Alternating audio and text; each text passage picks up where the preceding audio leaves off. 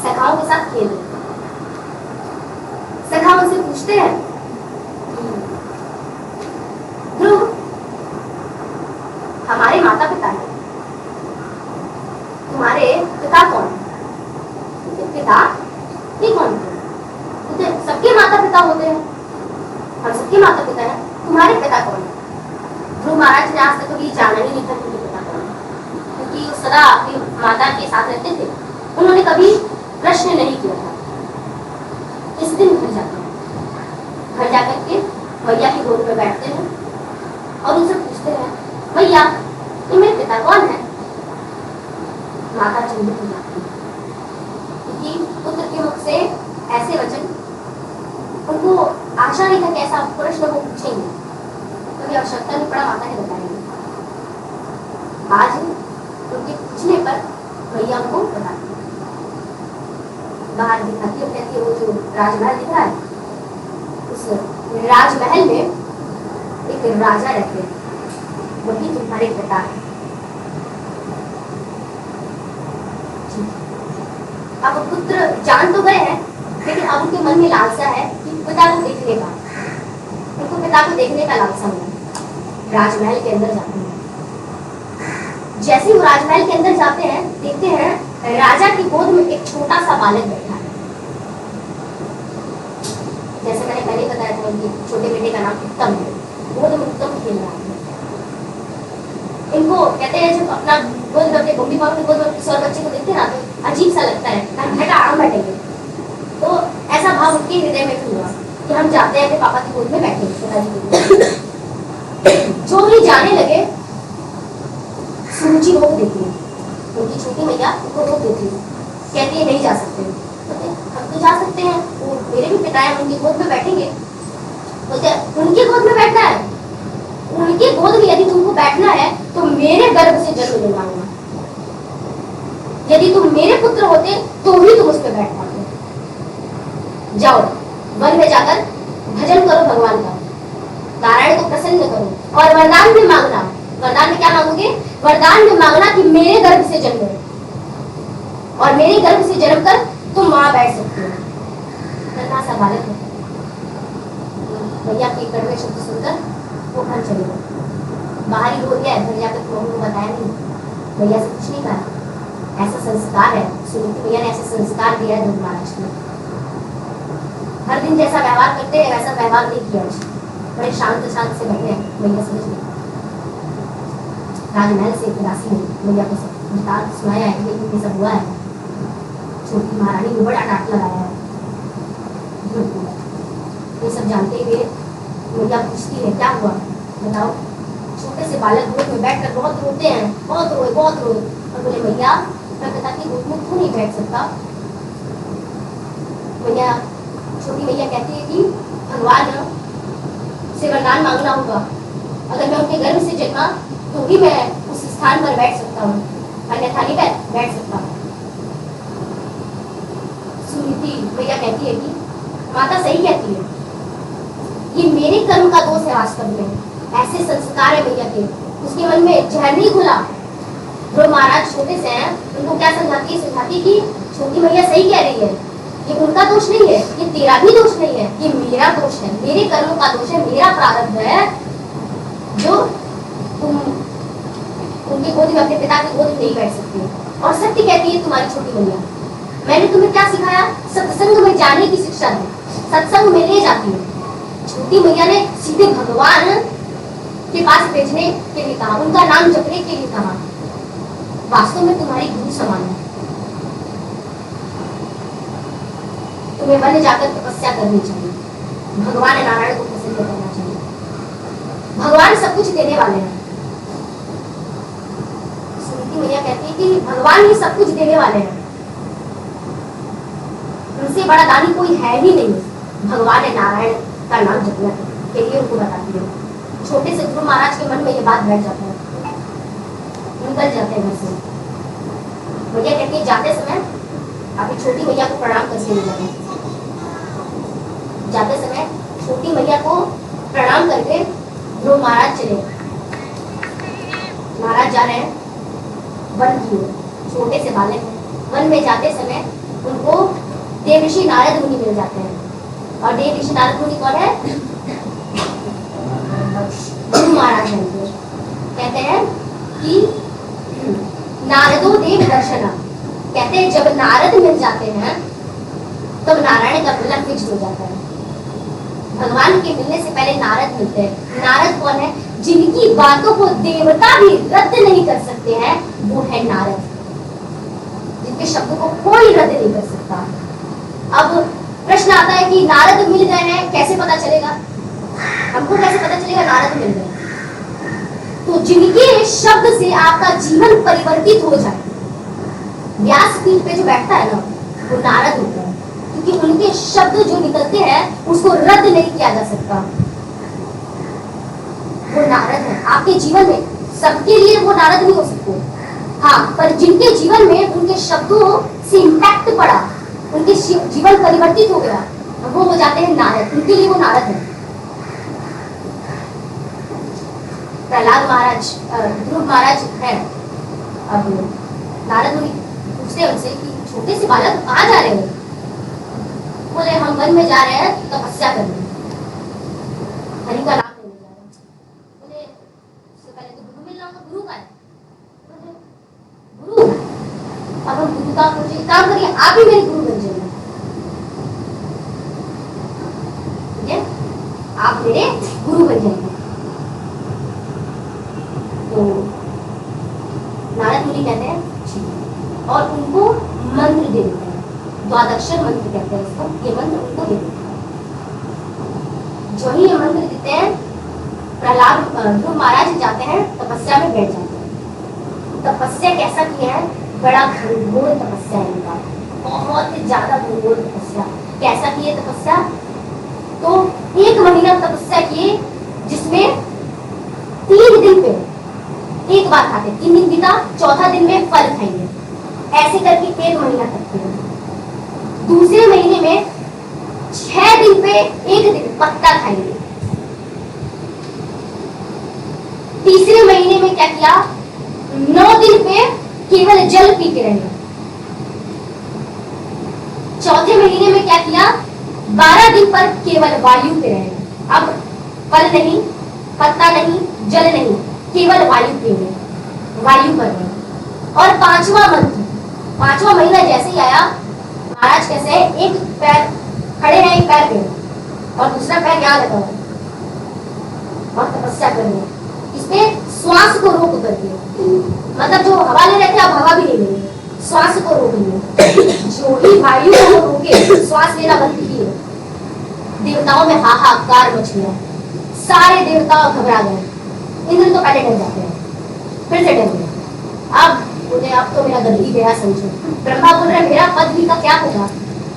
दूसरा व्यवस्था करे।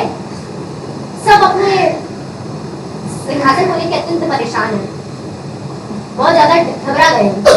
कितना ज्यादा घनघोर तप, उसके तप से पूरा हम लोग बहुत ज्यादा परेशान हो गए। कितना घनघोर तप कर रहा है, मांगेगा क्या? वरदान में क्या मांगेगा? और नारायण को प्रसन्न कर रहा है, वरदान में नारायण दे देंगे जो भी मांगे। तेरा सिंहासन खो गया, सब सोच लिए मन में, तेरा सिंहासन खो गया। सब घबराए पहुंचे नारायण के पास। बोले भगवान ध्रुव बहुत समय से आपकी प्रतीक्षा में है, बहुत घंघोर तप कर रहे हैं। ये बालक, नन्हा सा बालक इतना घंघोर तप कर रहा है, इसको दर्शन दे दूंगा। नारायण मुस्कुराते हैं और कहते हैं, हम ध्रुव को दर्शन देने नहीं, ध्रुव का दर्शन करने जाएंगे। ध्रुव ऐसा महान भक्त है कि इसको दर्शन दिया नहीं जाएगा, हम इसका दर्शन करने जाएंगे। कहाँ है? अभी ध्रुव महाराज मधुबन में है, यमुना के पास है मधुबन, वहां पे तपस्या कर रहे हैं। नारायण जाते हैं, नारायण वहां पे प्रकट है। ध्रुव महाराज का आंख नहीं खोले, महाराज का आंख बंद है और महाराज वही ध्यान में है, क्योंकि हृदय में नारायण का छवि है और उसके ध्यान लगाए और मंत्र का उच्चारण तो निरंतर चला जा रहा है। मंत्र का उच्चारण चल रहा है और हृदय में नारायण का छवि है। नारायण कह रहे तो आंख नहीं खोल, आप तो खोल ही नहीं, हमको तेरा दर्शन कैसे होगा? तो पहले हृदय में जो छवि है उसको हटाना होगा। तो हृदय का छवि जैसे ही हटेगा तो घबरा जाता है। तो वैसे ही ध्रुव महाराज के हृदय से जैसे ही छवि हटा, ध्रुव महाराज घबरा कर आंख खोलते हैं। जो ही आंख खोले तो किसको देखते हैं? तो शंख चक्र पद्म गदाधारी भगवान विष्णु सामने है, नारायण सामने है। जैसे ही उनको देखते हैं, भरोसा नहीं होता ध्रुव महाराज को कि साक्षात नारायण खड़े हैं यहाँ पे, जो भी मेरे हृदय में है, ये जिनका दर्शन हम अब तक कर रहे थे, वो भगवान सामने खड़े हैं। उनके नेत्र सजल हो जाते हैं, समझ नहीं आ रहा बोले क्या, भगवान का दर्शन कैसे करें? तो चरण देख रहे हैं, एकदम कमल के समान है, एकदम गुलाबी है उनका चरण, और इतना सुंदर भगवान का दिव्य शरीर है और दिव्य वस्त्र भगवान पहने हुए हैं, इतना सुंदर। और चरण से देखना उनको आरंभ किया तो भगवान को देखते हैं, क्या कितना सुंदर भगवान का हस्त है, भगवान के हस्त में कमल है, पद्म है, गदा है, शंख है, भाली है, भगवान इतने सुंदर लग रहे हैं। और ऊपर देखते जा रहे हैं, देखते तो भगवान अगर ये खूबसूरत है, भगवान जो माला सुशोभित करके इतना सुंदर है कि वो महाराज देखते रहे, इतना सुंदर, सर्व आकर्षण से भरे है महाराज भगवान, इतना भी ध्रुव महाराज सब कुछ भूल गए और बस भगवान को देखे जा रहे हैं। इतना सुंदर भगवान, पुंडरीकाक्ष भगवान कहते हैं, क्योंकि सबसे सुंदर क्या है? कमल है, इसलिए भगवान का जितना भी उपमा देते हैं लोग कमल से देते हैं। कमल नयन, हस्त कमल, भगवान के चरण कमल, ठीक है, नयन कमल, भगवान को देखे, भगवान का कुंडल झलक रहा है, इसे हिल रहा है, भगवान का सुंदर केश है, भगवान का वस्त्र है, भगवान का वस्त्र लहरा रहा है, इतना सुंदर जब रूप देखते हैं तो मंत्रमुग्ध हो जाते हैं। ध्रुव महाराज, छोटे से ध्रुव महाराज स्तुति करना चाहते हैं, स्तुति नहीं कर पा रहे हैं, क्योंकि महाराज को बहुत छोटे से विद्यालय गए नहीं है, स्तुति नहीं आता, कहने का इच्छा बहुत है। भगवान उनका इच्छा देख करके अपने हस्त में भगवान शंख रखते हैं, शंख को उनके गाल से स्पर्श कराते हैं। सारा ज्ञान, 4 वेद 6 शास्त्र, सबका ज्ञान उनके अंदर समा जाता है। जैसे ध्रुव महाराज के गाल पे उसको लगाते हैं। महाराज स्तुति कर रहे हैं, किनका? नारायण का। इतना प्रसन्न हो गए हैं कि उनसे कुछ कहा नहीं जा रहा, नेत्र सजल है, नारायण देख रहे हैं। तो नारायण कहते हैं, ध्रुव आपकी तपस्या संपूर्ण हुई, आपकी तपस्या संपूर्ण हुई, मांगिए आप हमसे क्या वरदान चाहते हैं? कहते हैं, भगवान आपसे कुछ वरदान नहीं चाहिए। ये सोच कर आया था, हृदय में भाव था उनके कहीं ना कहीं कि मेरे पिता राजा है, भाव था उनके हृदय में। भगवान को जैसे ही दिखा, सारा कामना नष्ट हो गया, सब कुछ खत्म, बस एक ही इच्छा, भगवान को निरंतर देखते रहे, भगवान को निरंतर देखते ही रहे, कहीं भाव भगवते पर भी आपके हृदय में कहीं ना कहीं राज्य सुख का कामना था। अब आप 36,000 वर्ष पृथ्वी पर राज करेंगे, 36,000 वर्ष का राज्य सुख दिया। महाराज को ये पसंद नहीं आया, बोले नहीं, राज्य सुख तो नहीं चाहिए, आपसे विरह देता है, वेदना देता है, नहीं चाहिए हमको, ये सुख नहीं चाहिए, ये सुख नहीं है, ये वरदान है ही नहीं, ये मेरे लिए तो श्राप हो गया, मेरे लिए श्राप, इतना वेदना। भगवान कहते हैं, आप 36,000 वर्ष का राज्य भोगेंगे, उसके बाद आप परम धाम को प्राप्त करेंगे। और आपके लिए एक विशेष धाम रहेगा, एक विशेष लोक रहेगा जिसको ध्रुवलोक के नाम से जाना जाएगा। एक विशेष लोक ही भगवान ने निर्माण कर दिए, उनके लिए, अपने भक्त के लिए, ध्रुव महाराज के लिए। तो ध्रुव महाराज 36,000 वर्ष तक पृथ्वी पर राज किए हैं और उसके बाद ध्रुवलोक को गए। बहुत सुंदर एक लर्निंग है इसमें, जो ध्रुव महाराज से हम लोग को सीखने के लिए मिलता है कि ध्रुव महाराज बहुत छोटे से हैं, उनको स्तुति आती थी क्या? नहीं आती थी। बहुत ज्यादा प्रखर ज्ञान था क्या? नहीं था। बहुत वैराग्य था क्या? ये भी नहीं था। उनके पास था क्या? उत्कंठा थी, भगवान से मिलने की उत्कंठा, भगवान को प्राप्त करने की उत्कंठा। जिस दिन उत्कंठा हो जाएगा उस दिन नारायण मिल जाएंगे। लोगों का प्रश्न आ सकता है 5 महीने में भगवान मिल जाते हैं। छोटा सा बालक है, 4.5 वर्ष का बालक, 4.5 से 5 वर्ष का बालक है ध्रुव महाराज, उनको भगवान मिल गए, 5 महीने में मिल गए, भगवान आपको भी मिल जाएंगे। समय पे भगवान नहीं मिलता। ये समय इसके लिए बाउंड्री नहीं है, यस इतना समय तक तपस्या कर लो भगवान मिल जाएंगे। उत्कंठा चाहिए। कितनी तीव्र आपकी उत्कंठा है, जितना तीव्र आपका उत्कंठा होगा, जितने आप भगवान के लिए व्याकुल होंगे, उतने जल्दी आप भगवान को प्राप्त कर पाएंगे। ये भगवान, ये ध्रुव महाराज से हमें सीखने के लिए मिलता है कि हमारे अंदर नारायण को पाने के लिए, भगवान को पाने की उत्कंठा होनी चाहिए। और दूसरा, उनकी मैया से पता चलता है, बड़ा अद्भुत गुण है उनके पास, कि वो दूसरों पर दोष नहीं लगाते हैं। हम लोगों का है कि हम लोग परिस्थिति को दोष देते हैं, समय को दोष देते हैं। समय मेरे अनुकूल नहीं था ना, परिस्थिति मेरे अनुकूल नहीं था उस समय, ठीक है। भगवान को दोष लगाते हैं, परमात्मा को दोष लगा देते हैं और खुद बच जाते हैं ना, मेरा हम आज साफ कर दिया, हम कुछ नहीं किए, जो था समय के ऊपर था। ये उनकी मैया में नहीं था। एक धर्मात्मा और एक भक्त का यही स्वभाव है, यही गुण है कि वो कभी भी दूसरों पर दोष नहीं लगाते, स्वयं खुद का दोष देखते हैं। जब भी हम दूसरों पर दूसरों का दोष ज्यादा देखते हैं ना, दूसरों में दोष देखते हैं, तो दूसरों का दोष जो हम देख रहे हैं उसको वो मेरे में आ जाता है।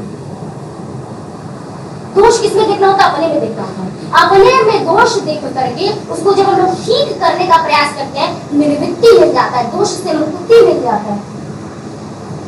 ये उनकी मैया से हमें सीखने के लिए मिलता है। तो दूसरों पर दोष नहीं लगाना चाहिए, उसने ऐसा कर दिया, उसने, वो निमित्त मात्र है, आपके प्रारब्ध है जो आप भोग रहे हैं, आप उस पर दोष ना लगाएं। ऐसे नहीं होगा तो किसी और तरीके से होगा और होगा। और ध्रुव महाराज एक और बात कहते हैं कि मेरे से बड़ा अभागा कोई नहीं है।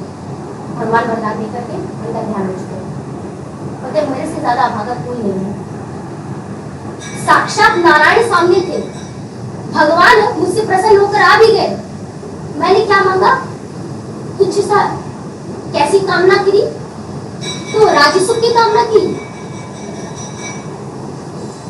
मैंने तो, लोग नारायण से मिलने के बाद बंधन मुक्त हो जाते, मैंने बंधन मांगा। इस बात का उनको बहुत अफसोस है, बहुत ज्यादा अफसोस है लोगों को।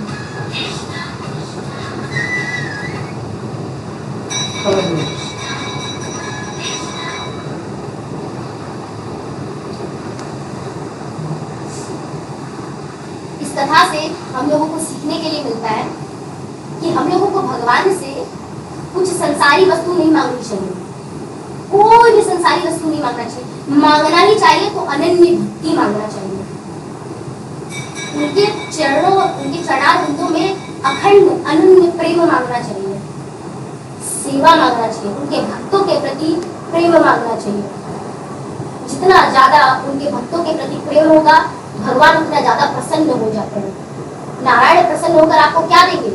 आपको अपनी भक्ति देंगे, वो भक्ति देंगे जिसके अंदर दोष नहीं है। हमारे अंदर बहुत दोष है, ठीक है, हमारे अंदर बहुत दोष है, हम कामी है, हम लालची है, हमारे अंदर करोड़ों करोड़ों दोष है। पर जैसे ही हम भगवत संग में आ जाते हैं, भगवत भक्तों का संग जैसे ही ग्रहण करते हैं ना, सारा दोष खत्म हो जाता है। क्योंकि उनके पास क्या है, भगवान का शुद्ध प्रेम है, उनकी शुद्ध भक्ति है, तो जो उनके पास है वही वो हमें देते हैं। और वो जैसे ही हमें ये देते हैं ना, हम सारे कुकर्मों से, सारे गलत आचरणों से मुक्त हो जाते हैं, और मुक्त होने के बाद भगवान का शुद्ध भक्ति को प्राप्त करते हैं और भगवान के लिए गमन करते हैं। तो ध्रुव महाराज से हमें शिक्षा मिलती है। हरे कृष्णा।